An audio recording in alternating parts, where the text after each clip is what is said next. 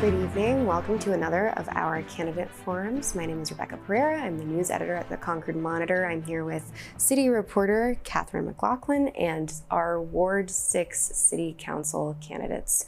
We have two candidates present with us in the studio. Thank you to Concord TV for hosting us here. Aislinn Caleb and Brenna Kehoe-Scully. Thank you both for joining us. I'll have you start off with your opening statements, and then we'll proceed to some questions. We'll do this in alphabetical order. Aislinn, feel free. Yeah. All right. Hello. Good evening. Thank you so much to Concord TV for having us in the studio, to the Concord Monitor for interviewing us, to Brenna for being here.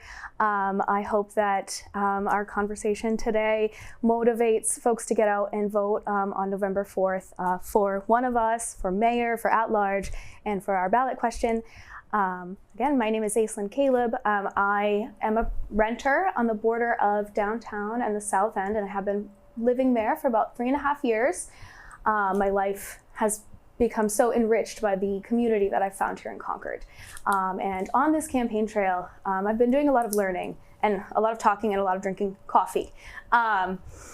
It has been truly an honor to get to talk to folks that work in our city departments, talking to the folks from general services about our public works, talking to for example, our city manager just this morning, had a nice chat with him, asked him many questions, and I feel like I am arming myself with the knowledge it takes to best represent you on the city council. But one thing that I have found is that our ward is really underengaged. And if elected, I really hope to bring more folks to the table, especially as we enter our master planning period, developing the document that will guide our growth and development for the next years, the next decades. So my main goal is to engage you. And I look forward to the next half hour or so discussing the issues that we care most about, that are most important to the city, and sharing with you my values. So thank you again for watching. And Brenna, she went a little bit over, so if you need more than a minute, that's okay, but take the time you need. Thank you. Thank you all for watching, I guess, and also thank you to the Monitor and to Catherine and Rebecca for having us, and Aislinn for being here as well. My name is Brenna Kehoe-Scully, and I am running for Concord City Council for the Ward 6 seat because I really love living in Concord. Professionally, I run the National Foundation for Women Legislators. I'm our Director of Policy there, and I have spent 15 plus years working with elected women across the country, talking about different ideas, learning from them, and feeling excited to be involved in the political landscape. Here in Concord, I was excited to engage, and I'm here to stay, and I'm excited to start. My top priority is addressing our housing shortage, because I think when we make it easier to build, we make it easier for families and workers to afford to live and grow here. I know I'll focus on strengthening our economy by supporting local businesses, attracting new ones, and expanding our tax base as much as possible so we can invest in the services that make Concord strong. I also have really enjoyed the campaign so far. I have been knocking on a ton of doors and meeting my neighbors, and I think that has been such a joy and pleasure. It's what I love about politics, just getting to know people. So that has been so fun, and I have had so many wonderful conversations with just regular people of Ward 6, and they've got a lot to tell me. So I look forward to talking it out in the next half an hour and sharing with you and hopefully learning a lot more. And if elected, I'll listen closely and respond directly, and I want to work tirelessly as I can for Ward 6 and help Concord continue to thrive. So, thanks. Thank you both. One thing that you do have in common, and I'm hearing a lot of themes that you share, but one thing that you do have in common is how new you are to the city. Aislinn, you've been living here for 3.5 years. Brenna, you've been living here for 2.5. It seems like you're both committed to staying here and putting down roots and really representing your community on the council if you were to be elected. But a strong majority of the current council has lived in Concord for more than a decade. Some have been on the council longer than you've been living in the city. So what do you see as your unique perspective, especially as you are potentially entering a role in which you would be representing or being a voice on the council for newer residents? And we'll start with Aislinn. Yeah, oh, absolutely. So I think I enjoy that we're both new to Concord. It's fascinating. Like you said, there are people on the council that have been serving maybe even longer than I've been alive, and that is incredible. And I really do thank them for their service. But one thing about Brenna and I, and also I guess in a sense about Ward 6, is that we represent where Concord is headed, I think. Concord is growing. There are new people moving to Concord. There are developments, even within our ward, the Isabella and the Rail Yard, the condos and the affordable housing development that are bringing new folks, bringing workers to our city, bringing people friends of mine who have left the city and wanted to come back but couldn't find a place to live. Now they are finding it a little bit easier. And I know we are still in a housing crisis, and that's top of mind for me, especially as a renter. But the perspective I have, I grew up in Henniker, and so I've seen Concord change over the years. Concord was the place to go. It was civilization compared to, to Henniker, just 20 minutes away. And over the years, our downtown has really changed and become this thriving hub of stores and restaurants and venues, exciting arts and culture opportunities and festivals. And I think that, whether or not you vote for myself or Brenna, you're voting for a new voice. And I think that we do, like I said, we represent where Concord is headed. And I can say, even though I am new in town, I have been paying attention, and my life and my sense of connectedness to the Concord community my life has improved, and the connectedness has grown since I've started becoming more civically engaged. And that's what I hope to do, what I hope to promote for my neighbors and friends. Great, thank you. Same question. Yeah, no, so I think it's a question I even asked myself when I thought about running, as, have I lived here long enough that I can represent this community? And I think the answer is, maybe no, right? Like you have that second guessing of if you even want to put yourself out there. But I decided to go for it because you have that moment where you look around and say, okay, who's going to run for that open seat? There's not a lot of people stepping up. I wish maybe there was someone who has 30 years experience living in Concord, but you've got Aislinn or I, so. But I think our perspectives are great too. I grew up in Middletown, Rhode Island. It is a beautiful community. It's Newport, Rhode Island. It's an internationally known destination. It's really nice. And we have a saying there, which is love where you live. And I bring that saying with me wherever I go. And so I want to make sure where I live. And I love living in Concord, and I want to make sure everyone who lives in Concord loves it. So that kind of experience from other places, I think, helps us because, you talk about the purple bags. I've lived in a place where that was a pilot program, decades ago, and they were yellow bags. And, I've seen people sort of work through getting used to those. This pilot program for the trash, the automated system we're going to be having. I previously lived in West Hartford, Connecticut, where we had that kind of a trash system, so I understand sort of the benefits with that.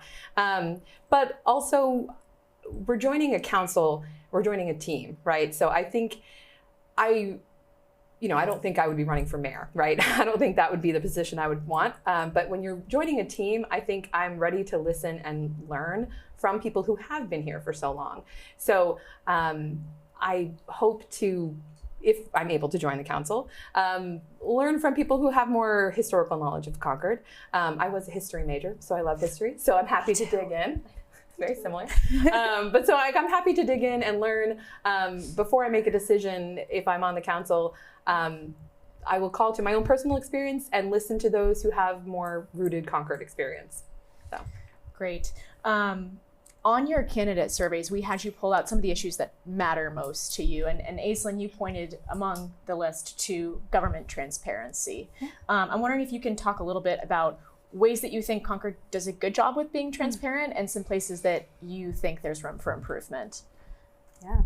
Oh, absolutely. And when I say government transparency, I don't want to imply that that the current state of things is the opposite. I think Concord does a great job. I mean, when I am unable to attend city council meetings, I just stream them online. Thank you, Concord TV. So I think having the public meetings be recorded, live streamed. That is super helpful. It also kind of depends on the ward you live in. There are some counselors that are really excellent with holding meetings and having newsletters and sharing things on social media. Absolutely fantastic, and I hope to emulate that if I am elected. But I do think there's always room to grow. So I have heard that the website for the City of Concord and the council related page has definitely improved as of late. It's if you go in and you click around and you dig and you look, you can find agendas, minutes, all of the links in there, and that's fantastic. They are available. In my perfect world, this information about council meetings and what's been going on with the city would be available to you without having to look very, very hard. And the one thing I can personally do about that if elected is to take the information that I'm learning, take the work that I am collaborating on with the team of counselors and bring it to the public.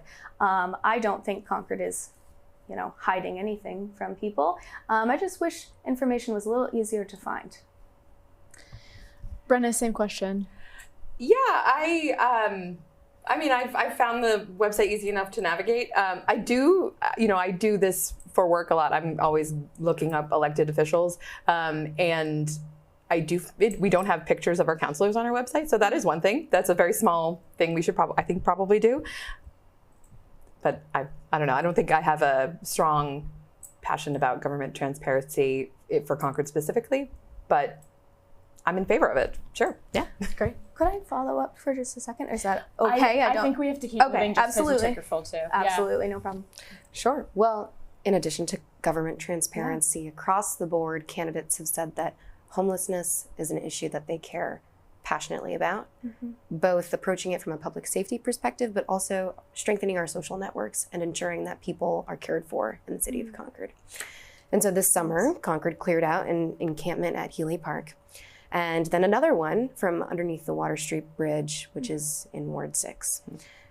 Could you tell us a bit about how you think about this issue, where you approach this issue from, and whether you think the city should have taken a different approach in that instance? Let's start with Brenna. Sure. I think it's a hard topic. There aren't easy answers, and I don't think anyone who's running for council is going to have the silver bullet solution, right? In regards to the cleanups, I think sometimes, yes, they're going to have to happen. I think that I want to have, and I do have, deep compassion for people who are in those circumstances, and I don't want any sort of aggressive kind of clearing out of people's cherished possessions in a way that displaces them.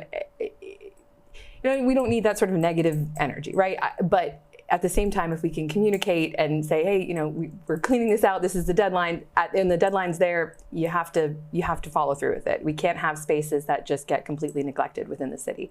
So as much as I think I feel like the council is sort of in a rock and a hard place when you ask this question, because I don't want people's livelihoods to be ripped out from under them, or not livelihood, their spaces that they're living. But at the same time, I don't think that it's encampments are a permanent solution for unhoused people. I'm deeply compassionate for them. I love the fact that we have so many organizations in the city, like the Concord Coalition to End Homelessness. I think thrive. There's so many groups that are doing such great and powerful work. And I support them personally. I volunteer at the Friendly Kitchen. My children and I, we do these little bags, and we distribute money to people who are unhoused. I think ending homelessness is going to be a multifaceted solution. I value the work that the Concord Council did with the steering committee in collaboration with the Concord Coalition to End Homelessness, and I would support their recommendations. But in terms of the clearing out, I think it was an unfortunate, necessary thing, and however we can do it in the most compassionate way possible would be my recommendation. Awesome. Yeah, absolutely. So, I agree to an extent. The encampments that were cleared, they were cleared for a reason. Significant amounts of, trash and needles and debris, and conditions that no one wants to live in.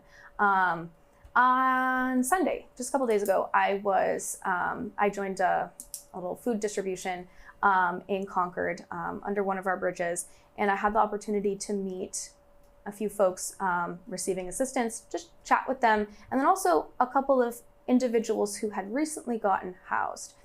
And when I think about encampments, that's one facet of homelessness. Homelessness can look like sleeping in a tent, sleeping under a bridge, can look like staying in a motel, like couch surfing, all of these different things. And both of the individuals who were recently housed shared with me that, they've been in all of those situations, dealing with health problems, dealing with mental health problems. It is, when you look at these human beings face to face and you hear what they go through, it is very hard to look away.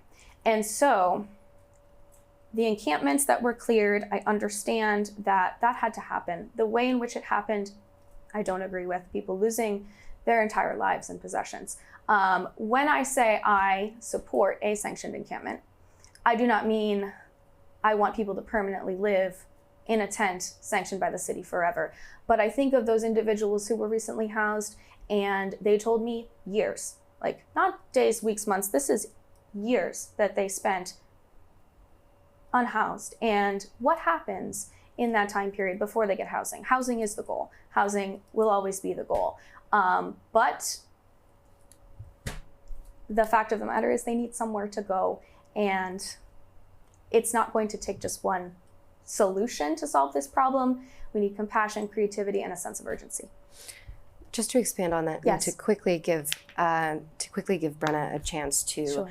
contribute to this idea generation, really. Mm-hmm. You've touched on sanctioned encampments, Mm-hmm. and one concern is that sweeping individuals from homeless encampments creates a sense of vagrancy. You move from one place to the next, Mm-hmm. and in the process, your possessions become, lessened, and you have even less of a sense of belonging and sense of place.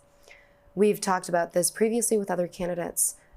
What are some concrete solutions? You may not have the silver bullet, but what are some concrete solutions? Is it working with the patchwork of organizations that exist in Concord? Could you expand, Brenna? Could you tell us a little bit about how you think about in a solutions-oriented way, how you think about this issue? And especially if you can focus on things Concord's not already doing, right? We have this strong network. What are we doing that we're not doing? I mean, that's the hard question, right? I think the new housing unit just on that in Ward 6 that the Concord Coalition put up, it's 10 units, right? It's not the 150 that we need, but that's something. So I think if we could open more of those, I think that would be amazing. So that was through the Concord Coalition to End Homeless, right? That was it's right on Pleasant and South. It's a great space. I think if we could have 10 more of those, that would be a huge step in the right direction. I think the name-by-name recognition of who exactly is the homeless community is an incredibly important step that is somewhat happened, but is an ongoing process. And so I think that's part of the solution. But I don't think that sort of halfway doing a somewhat sanctioned encampment makes a lot of sense. I think campsites have regulations for reasons. I don't think that we want to sort of give some sanitation support, but not really. I don't know how that would work. So, I hate to say, I don't like that idea, but I don't even really have a better one. But I do think channeling all of our energy into opening more and more housing units is what my goal would be. Yeah, absolutely. Okay, so a couple of things. You mentioned the patchwork of organizations. I have heard that it can be challenging to navigate the types of resources available, and I think that is a great place for our homelessness steering committee to play a role in bringing all of these organizations together and improving communication between them, potentially streamlining services. When you speak to individuals who have recently found housing or are in the process, that is one thing that I hear is just the complicated nature of navigating the resources. You really need a caseworker, or you can't go it alone. Secondly, I think collaboration with the county or with other municipalities on this issue is critical. The mayor has pointed out that this is not just a Concord issue, but we are the central hub. We have the CAT bus, and it does go up to all the way as far as Laconia. And so there are folks that move around, and we can get a sense of some of this through looking at homeless students in our school district. McKinney-Vento program will have the number of homeless youth, and so you can kind of like pin down the name to name recognition of at least those families who maybe live outside of Concord, but their students are being bused in here. So collaboration, super important. And then finally, when we think about encampments, trash is the problem. There's also, other factors, factors outside of that, but trash is the main problem. And Casella won't take waste from an encampment. So if we do go down the route of potentially having a sanctioned encampment, sanitation would be top of list, finding a way to deal with that. Yeah. Great. I want to pivot a little bit to housing. You both have mentioned housing specifically as a priority.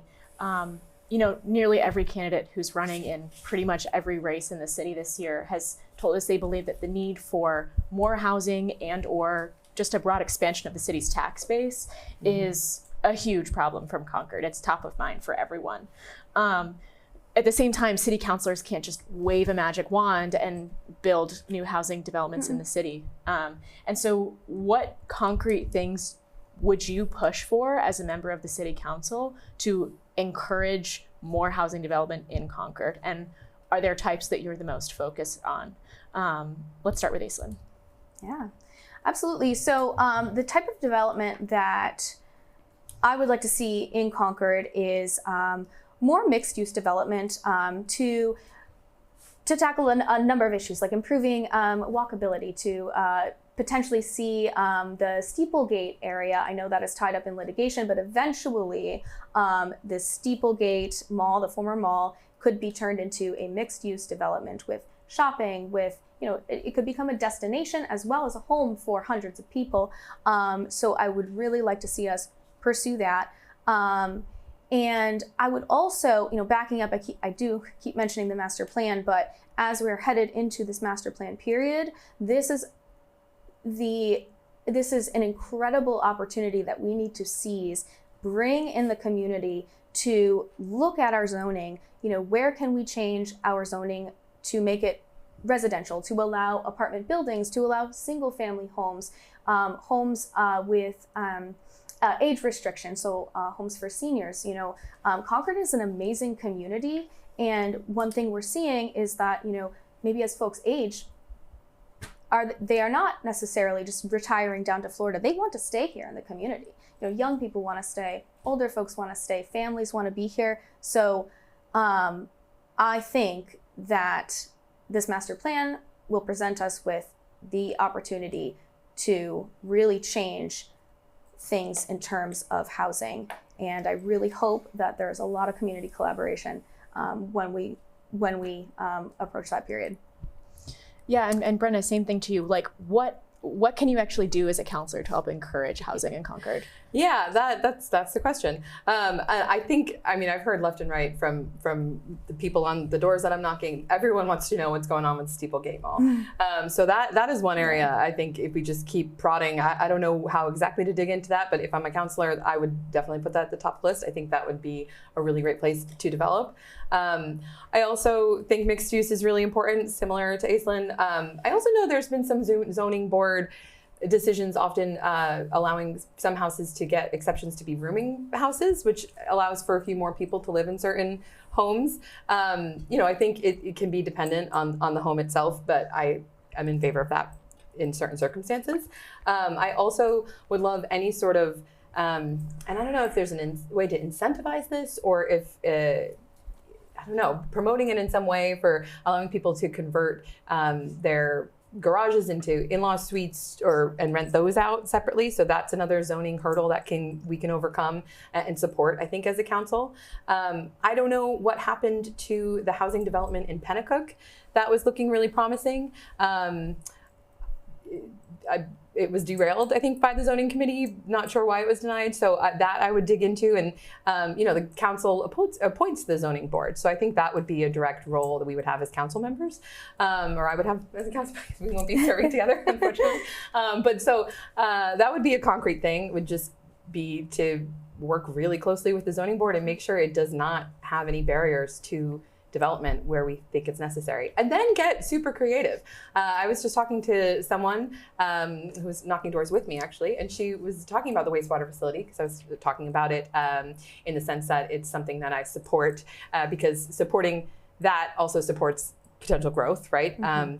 Because that's part of the infrastructure needed for growth. And she was wondering, on that facility itself, there's some wide open space. Does the city own that? Could we put up housing there? I don't know the answer to that, but I would like to dig in and find out. Great. We've come upon time for closing statements. Oh, wow. I know it flew right by. Oh my God. Yeah. Same thing, you'll have a minute, and we'll start with Brenna this time. Great. Well, thank you for listening, and thank you to everyone in Ward 6 who has been opening your doors to me and taking my flyers and giving me a read or a listen. I really appreciate it. I would just love to serve the community. I love meeting people and getting to know you, and I want to know everyone's gripes and complaints and see how we can move forward to find solutions. I don't think I have all the right answers, but I am eager, I'm willing, I've got the time, I've got the energy, I want to do it. So I would say, vote for me so that I can give it my best shot, and I will hopefully do you proud. So I'm excited to hopefully serve Concord Ward 6 and appreciate your time. Thank you. Yeah. All right. This has been a lot of fun. Thank you again, everyone. My name is Aislinn Caleb. I am one of your two choices, and I also don't think I have all the answers. But this has been an interesting, almost a month so far of being on the campaign trail and talking to voters and speaking with people who work within city departments, and learning about how our infrastructure works and how that is related to growth, and learning about how our trash system operates, and equipping myself with the knowledge to be able to tackle this very important job. A city councilor, the job of a city councilor, when done right, is one of customer service. And if elected, I will definitely approach the position in that way. I do, like I mentioned, I do feel like our ward is underengaged, which is interesting because our ward is full of people like Brenna and myself who may be new to town, who, like me, may be a renter and feel a little bit disconnected from what's going on in the city. But I appreciate the opportunity to share my views on things. If you are interested in learning more, my website is aislinn4concord.com. That's the number 4. Please reach out if you would like to chat, because that will be my focus until Election Day. So thank you again. You look like you wanted to share your website. Oh, no, Okay. No, they'll find me. It's fine. Great. I almost forgot. So it's like, all right, just popped in my head. Thank you both so much for joining us. awesome. Thank you for your time. Yeah. Thank you to Concord TV so much for having us, and we'll see you all on November 4th.